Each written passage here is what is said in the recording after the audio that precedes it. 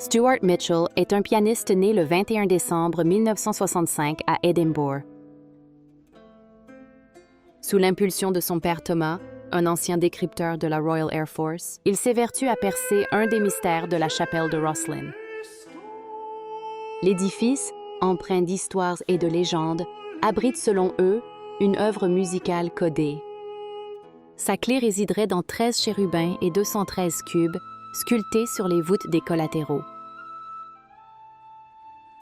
Ils sont partis du postulat que les anges musiciens, cornemuses, flûtes, tambourins, etc., sont tous au diapason d'un chef d'orchestre tenant une portée.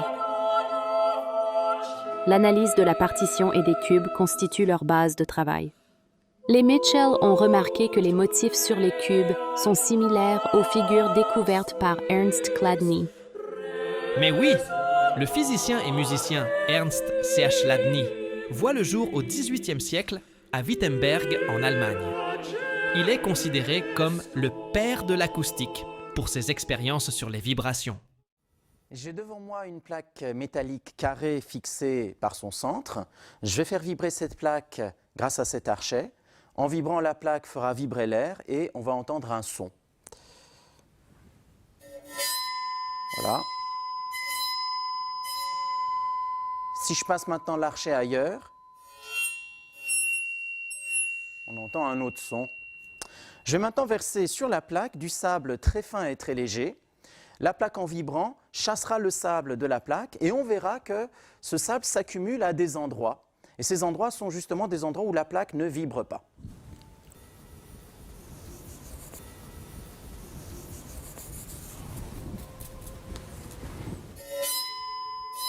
Voilà. Les lignes le long desquelles le sable s'est accumulé sont des endroits où la plaque ne vibre pas. Et de part et d'autre d'une ligne immobile, la plaque vibre en sens opposé. Ce qui veut dire que si toute cette zone de la plaque est en train de monter à un instant, au même instant, de l'autre côté de la ligne, la plaque est en train de descendre, et ainsi de suite. Si maintenant je place l'archet ici, là où aboutit une ligne immobile, évidemment la plaque devra changer puisque je serai moi-même avec l'archet en train de faire vibrer cet endroit de la plaque. Et en posant mes doigts sur la plaque, j'empêche la plaque de vibrer à ces endroits-là.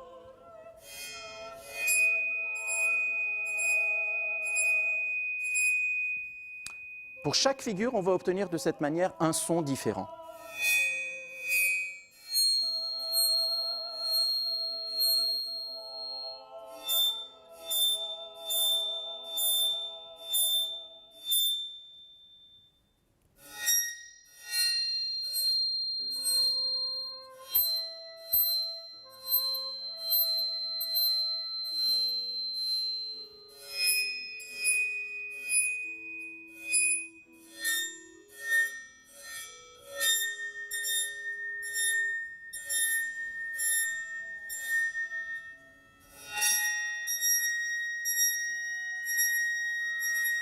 Et ainsi de suite. Merci, Jamy. Mais en quoi est-ce un mystère? Ce ne sont que des propriétés acoustiques connues depuis le XVIIIe siècle. Tout simplement parce que Chladni est mort en 1827. Or, la chapelle a été achevée en 1486. Les bâtisseurs ne pouvaient donc pas connaître les caractéristiques de la cimatique. Troublant, non? Cube de Rosslyn. Figure de Chladni.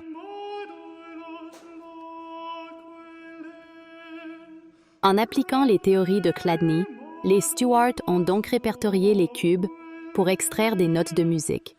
Puis ils les ont combinés aux instruments médiévaux des anges, en fonction des nombreux indices dissimulés dans les sculptures des colonnes de la nef. Après 23 ans de labeur, ils révèlent le motet de Rosslyn.